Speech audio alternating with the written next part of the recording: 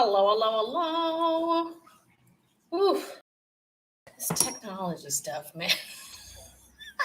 I just started to get ready. Oh my gosh. I hope everybody is well. I'm going to turn on my fan. I'm going to wait just a little bit till I get some more people on here. So, the discussion tonight that I heard, it was a good thing to talk about flow.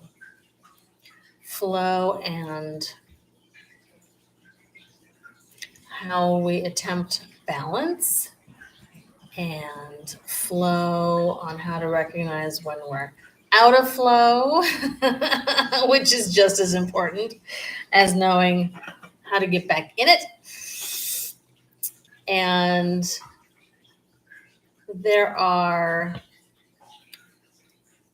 I was reminded, so I was asked today, so are you ready for your talk? And I can't really get ready for channeling. That's just not the way it works.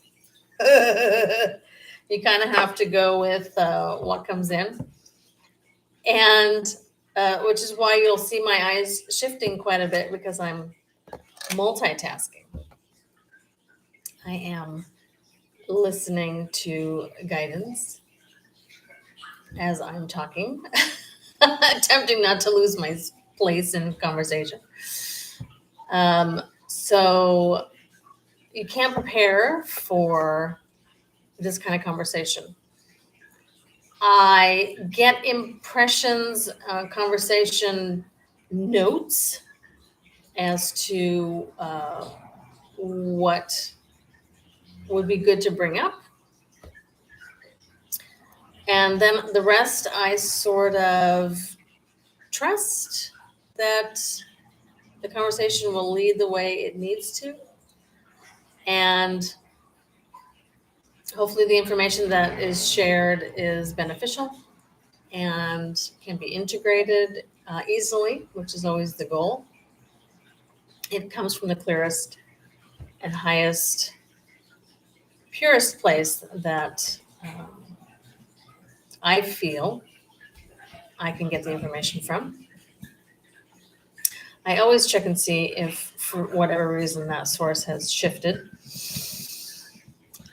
because that's important to stay updated on. The big thing is, when I do my work and my channeling, I never get complacent. I am forever upgrading, checking my sources, feeling the truth without going into OCD. But I want to be congruent. I want to be clear. I just want to be a bridge between what I'm being told and how I'm expressing it. I want to be as simple and clean as possible. That's always the goal. And coming from the heart. And so when I checked my notes about what I should include in tonight, one of the things that I heard was to clear the space. So I already did a clearing for myself, and I checked to see which of the clearing systems that I had would be best for tonight. Again, don't always do the same thing. And for myself, I did Dragon Blood Sage. Excuse me. And for us as a group, oh my goodness, told to do Palo Santo. But I have to turn off my fan, otherwise it won't light. So it's interesting that they were different, but they are. There are often times where I just don't even question why. I'm curious, because I'm a curious type of person. However, I don't often question it. So this is for you, cleansing your space. Whew. And for me, I'll like this a little bit more, and then I'll just let it smolder in the background. So that our space is held in a nice way together. Okay, okay. Cool. Put that in a fire safe place. Good. Oh, the many times that I have lit an incense and put it in dirt and forgot. And it started smoldering because the dirt had some wood in it. Make sure you have some water with you. If it's not around you, pause the video if you're putting this on replay, and get yourself some water. We set this time for half an hour, and partly because I know everybody has a certain saturation point for information, and we can always stay a little bit longer if we decide to do some personal work with questions, and that's totally cool. So just put your comments in the comment box or the questions, and if I don't get to them on the live, which I'm doing Facebook and YouTube. Facebook's down here, YouTube's up there. I will answer you at another point in time soon. So the 3 pillars that I was reminded to speak on are body, mind, and spirit.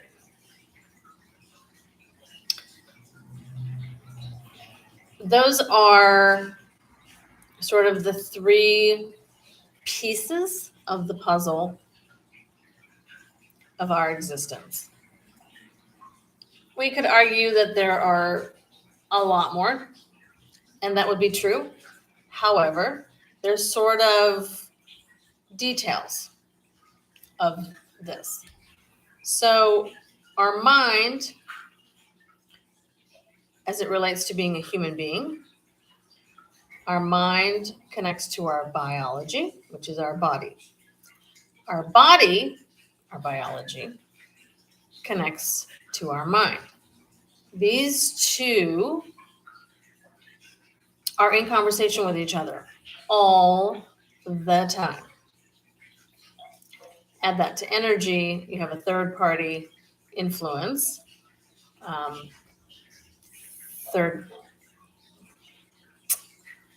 I heard the word and it just went, constituent. I got it back. The third constituent to the body mind. And the spirit, which is our essence, how we're living spiritually within the human body. So why is the mind body have 2 pieces and the spirit only has 1? Because the spirit is not a drama queen. The human aspect is potentially drama based because it has so many other components to it. Emotions, psychology, trauma, all the stuff that makes up the human aspect. And because we're human beings with a spiritual experience of being human beings, spirit is not emotional.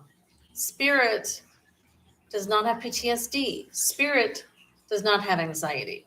It doesn't have doubt. It doesn't have insecurity, all that stuff. Spirit is very, very, very, very clean and clear.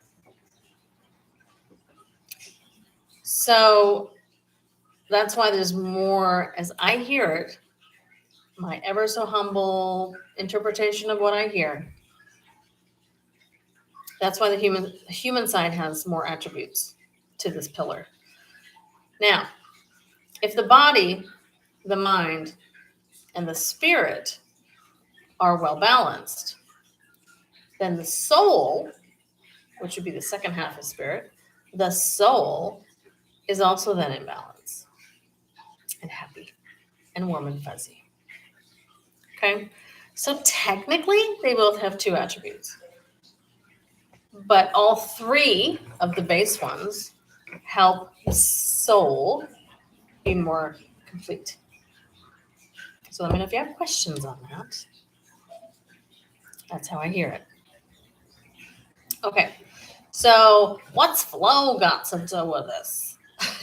So, flow, when we're in a place of hyper mental concentration, we're out of balance. Last night, for I don't know why, I could not shut off my mind or body. I don't know what was going on. I don't know if the influence was my husband, because that can happen. Excuse me. Whew, it just reminds me I didn't get sleep last night. That does happen if you are with or next to somebody.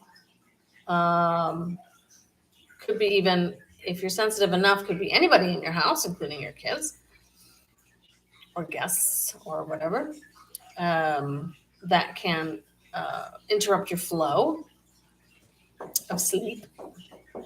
So the mind in our society is very easy to get overbusied beyond computer stuff and social media stuff. And if you're running your own business, all the hats you have to wear.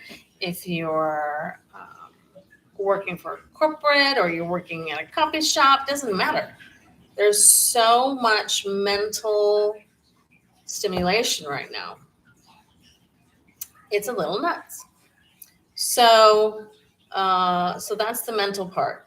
And it's necessary if there are, during the times of overwhelm, it's necessary to adjust that imbalance. One of the ways that you could do that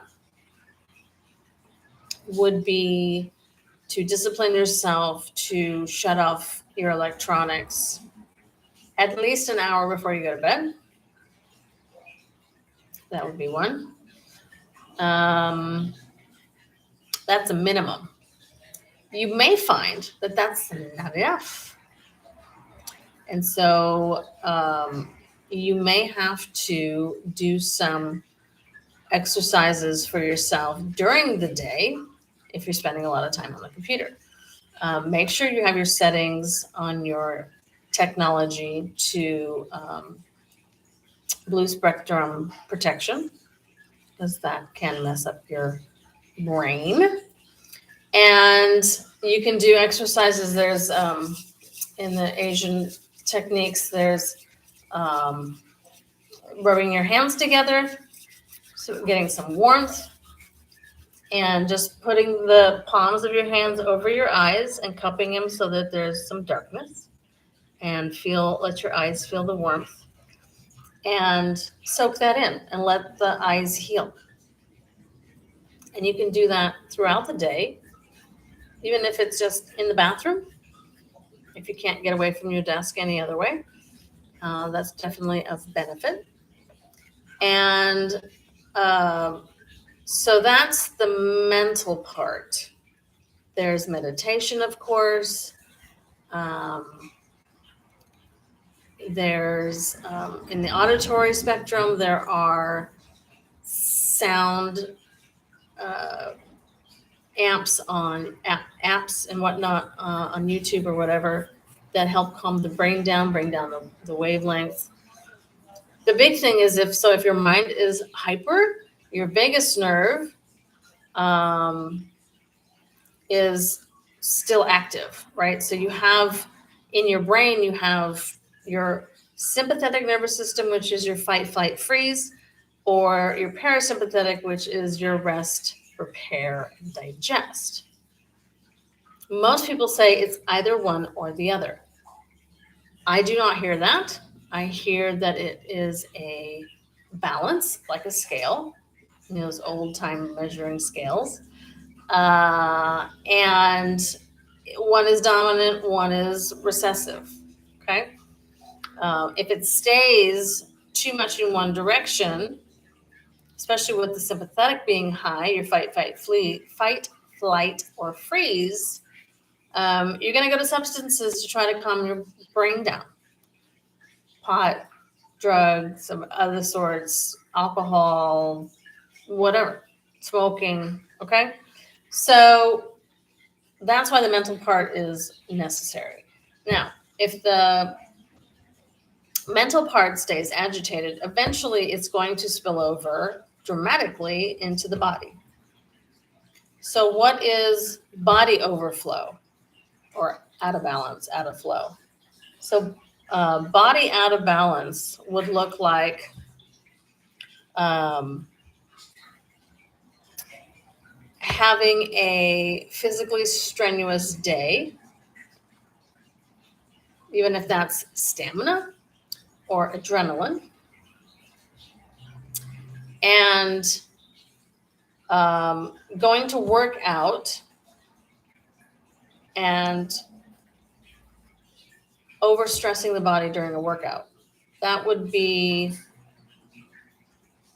a not so good idea because you are um, adding to the dysregulation of your body's stress. So if you are stressed during the day physically, adrenaline, labor, even like driving a lot can be physically draining, especially here in LA.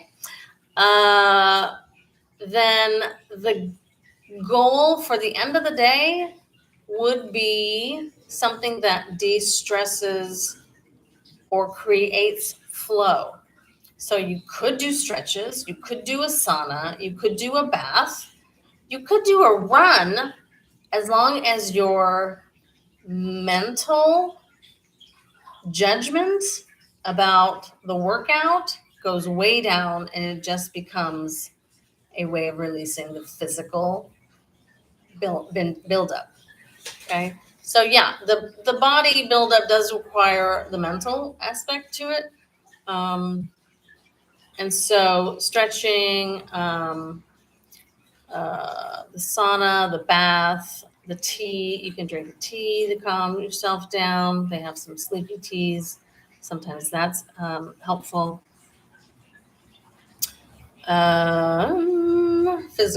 Physical fatigue. So, for example, my husband and I have been redoing our studio almost completely, and picking up very heavy objects on a regular. We have gorgeous crystal cathedrals that are, 100 pounds, 50 pounds, 95 pounds. We have boulders that are 25 pounds, 40 pounds. Moving things and, all that kind of labor that it takes to do that. For my husband, isn't such a big deal. He doesn't have my issues. For my body, it's a big deal. So while I'm energized to do it and I have the mental fortitude to keep going, my body's saying, you need to stop. Or support me better. So I have, without judgment, which is the hard part, right? I have had to reduce my strain a little bit And I haven't worked out in the 2 weeks that we've been remodeling because I know it would push my body over the edge to a point that I would not be happy. And it would not be happy. And being that I have been in pain my entire life and just recently really been in reduced pain, not gone, but reduced pain, I know when it gets bitchy and it's telling me to back up. So, unfortunately, I can't take a bath. I don't have one that works. But I do have, so I have lots of little tools. And so I utilize those to create better balance for my body. Do I falter? Do I fail? Yeah. Ain't nobody perfect. However, there is that requirement to say, okay, at what point am I just self-sabotaging? And at what point am I being stubborn? So there's that. So think about if you're physically out of balance and things have been extremely stressful, think of ways to reduce the stress and create more flow in the body. So typically tension builds up, lactic acid builds up, the lymphatic system backs up, all that sort of stuff. You stop pooping well, blah, blah, blah, blah. You usually don't drink your water.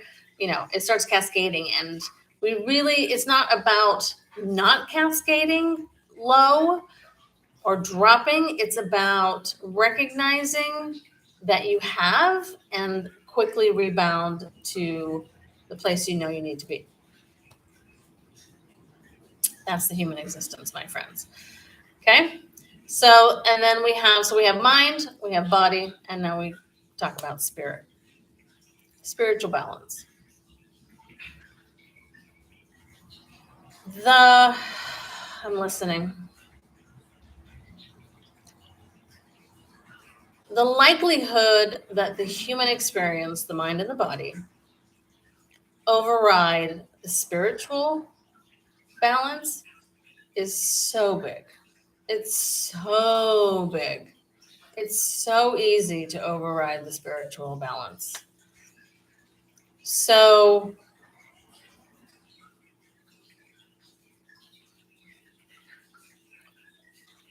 the spiritual balance has to do with, what do I hear? Acts of kindness, generosity, being giving, volunteering, helping, things like that. Self-care is there as well. It's not always about giving out that creates spiritual balance. It's also bringing it in. There's a requirement to know what feeds your spirit. It can be something extremely mundane, although often humans look for a very grandiose example, which is not necessary. And so spending time with your dogs, spending time with your kids, spending quality time with those that I already mentioned and any other family member or friends or an organization that you love, watching something spiritual learnings on YouTube or on the TV or something like that. That's great. Staring at a candle. That's great. It can be so many different things. So consider what it might be for you. If you don't know, what I've often suggested to my clients is go back to the things that you innately went to when you were a child, 3, 4, 5 years old, and see if there's something in there or something that created really good memories when you grew up. We focus so much on the negative. What feeds our spirit is when we remember the positive and allow ourselves sometimes to re-experience them by actually doing them, and sometimes by just revisiting them in a sense memory sort of way. So that is body, mind, spirit, balance. Can we have all three at the same time? Yes. Does it happen a lot? I don't know. I think everybody is slightly different. Uh, the goal is to know when you need to pick up the pieces of either of those three things. There's a tendency in our human trait to allow ourselves to suffer and self-sacrifice more than we really need to. That is a huge discussion, possibly for another time. And so I think that is the reason why talking about flow is so crucial, because things are only getting more bizarre. And I would say bizarre in that we're unfamiliar with where we're going, what things are happening, the reveals of things, the connection and disconnection of things. And you don't have to be uber conspiracy energetically in tune to feel that. We all have our own language for it. And so I guess it's sort of a warning to keep these three pillars imbalanced quickly. If you're out, get quickly put back in, because the influence around us when we're out can cause much more impact because we're in a place of fatigue.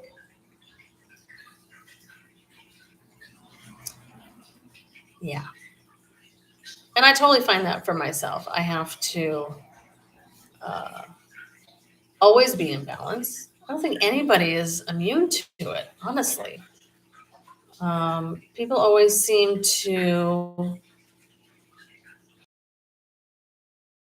mysticism-based mindset around the type of work that I do. That means I must be always in balance.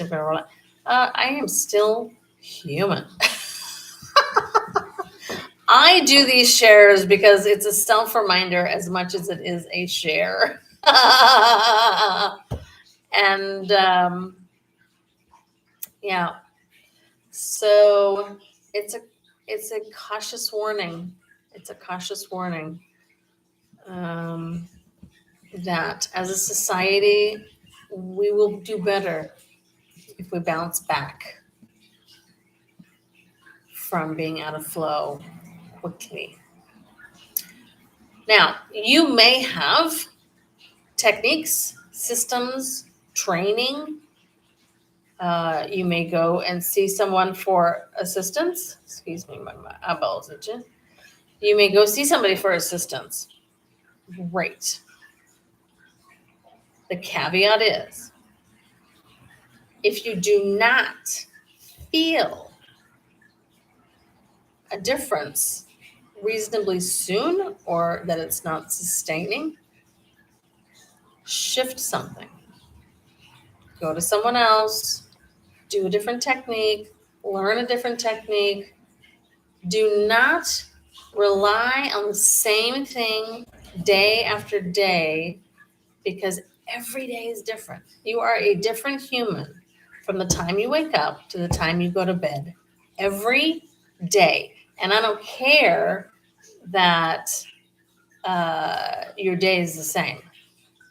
Spirit is saying it is absolutely never the same. So it's important to rely on the things that you know and that you know has worked for you before. And it's equally as important to stay upgraded, learn something new, change it up, drive a different way, wear a color that you don't normally wear. All those things we've kind of talked in other videos, and we'll continue to be reminded, because that is important. Okay.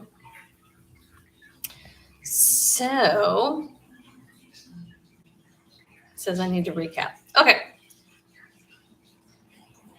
So the flow is necessary to stay in balance as best you can. It's a little bit like the equalizer scales. That might be generational. All these things that I talk about might be generational. Lordy. So there are, ebbs and flows of what balance looks like. That's actually balance. Nothing is, because that's flatline, right? So the goal isn't this. The goal is small variances, small dips, small highs, and if you end up going way down, you try to get yourself back up to somewhere around the middle, somewhere. So mind, body, spirit. Those three things to stay in focus, and how to stay in flow. Allow flow to present itself to you. Be cognizant and disciplined to have flow in your day-to-day versus waiting for the weekend. And be self-caring so that your spirit can be fulfilled while your body and mind are in balance with it, so that your soul feels more complete. When any one of those things become out of sorts for too long or too dramatic, your soul is going to feel lost. It's going to feel disconnected. And then that can bring itself all the way back to your body, mind, and spirit. And, then we have a trifecta of problems. So be kind to yourself. Know that being out of flow is less about being vulnerable and more about being appreciative that you've caught yourself out of balance. Tap your thymus to get yourself, I do what is called the beak. Tap your thymus and just make sure that you stay present if you're starting to float around. Drink your water. I know it's a boring topic. Drink your water. My personal enemy. And get enough sleep. That's the big, so important. So that's flow. That is what Spirit wants you to know and be reminded about flow. There's so many ways we can talk about flow. However, for tonight, this was what we wanted to talk about. So there it is. If you have questions, please write them in the comments. You can contact me through my website, theheartofwellness.com. Make sure you put the in front of it. And I am not on the East Coast. I am in Los Angeles. So look for the rainbow heart outline. That would be me. You can also follow or contact me through Instagram. I'm also on TikTok. And yeah. So hopefully you got something out of this little chat of ours. And until next month, the last week of the month on Wednesday, which I actually think, let's see, I may be out of town, but I will still do it. So keep up with me, and we shall talk soon. I don't see any questions or comments. So, no. Oh, sure. I'm. I've got so many gadgets in front of me. Hang on. Now I have to put my glasses on. Lusa. Flow is hard. Exercises will help. Lots of different exercises will help. So use some of the ones we talked about. Let me know how you find them for yourself. And if you find any new ones that you were guided to do, let us know and we can learn from each other. All right. Have a great night and be kind to yourself. And for heaven's sakes, be kind to each other. All right. See you soon. Bye.